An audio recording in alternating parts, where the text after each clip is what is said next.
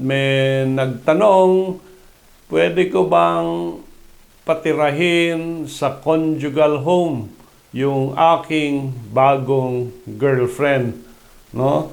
So, this is a case na siguro originally may pinakasalan itong lalaki, nagkaproblema, nagkahiwalay, along the way, nakabili ng bahay at lupa, no? At umalis yung babaeng asawa. Ang importante dito, ang tanong, was the marriage nullified or annulled? Pag hindi, then definitely hindi mo pwedeng patirahin yung girlfriend mo sa conjugal home. Yung conjugal home is owned by the conjugal spouses, husband and wife. And unless merong annulment, then hindi pwedeng magdala ng ibang tao doon aside from your wife to stay in the residence.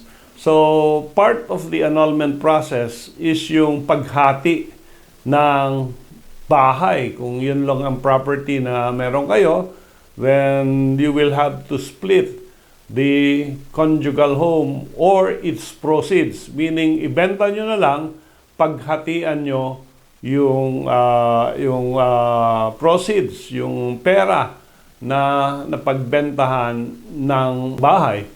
And of course, so ang advice natin sa nagtanong, unang-unang step na gawin mo ay ipanalify mo muna yung iyong previous marriage.